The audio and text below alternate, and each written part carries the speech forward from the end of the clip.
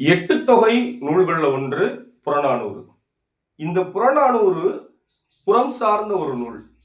தமிழர்களுடைய வீரத்தை பற்றி பேசப்படக்கூடிய ஒரு சிறந்த நூல்.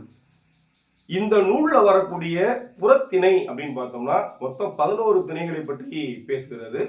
அதே சூழல்ல பார்த்தீங்கன்னாக்க ஒரு 65 துறைகளை பற்றி தெளிவா சொல்லுது. அதுல ஒரு துறை என்னவென்றால் மூதின் முல்லை என்பது. அந்த மூதின் முல்லை என்பது மகளிர் வீரத்தை மிக சிறப்பாக சொல்லக்கூடிய ஒரு துறை.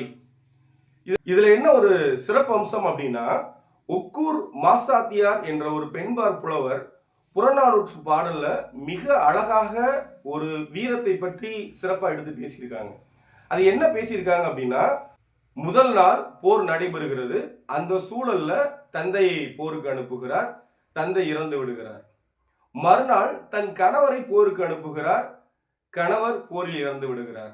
மறுநாள் தன்னுடைய குழந்தையையும் போர்க்களத்துக்கு அனுப்பி வைக்கிறார்.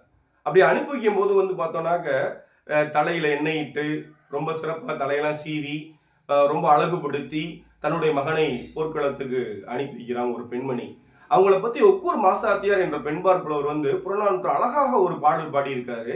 அது என்ன பாடல் அப்படின்னு பார்த்தோம்னா, இன்னரும் செருப்பறை கேட்டு, இன்னரும் செருப்பறை கேட்டு விருப்புற்று மயங்கி வேல்கை கொடுத்து வெளிது விரித்த உடியி, வெளிது விரித்த உடியி பாரு மயிர் குடுமி எண்ணெய் நீவி, பாரு மயிர் குடுமி எண்ணெய் நீவி ஒரு மகன் அல்லது இல்லோல் செருமுகன் நோக்கி செல்க என விடுமே, செருமுகன் நோக்கி செல்க என விடுமே கெடுக சிந்தை கடிது இவள் துணிவே மூதின் மகளிர் ஆதல் தகுமே என்ற பாடல்ல ரொம்ப அழகாக பார்த்தனாக்க ஒரு மனிதனுடைய வீரம் எவ்வளவு சிறப்பா இருக்கும் அப்படின்றத இந்த புறநானூற்று பாடல் வாயிலாக ரொம்ப அழகாக தெளிவுபடுத்தியிருக்காங்க.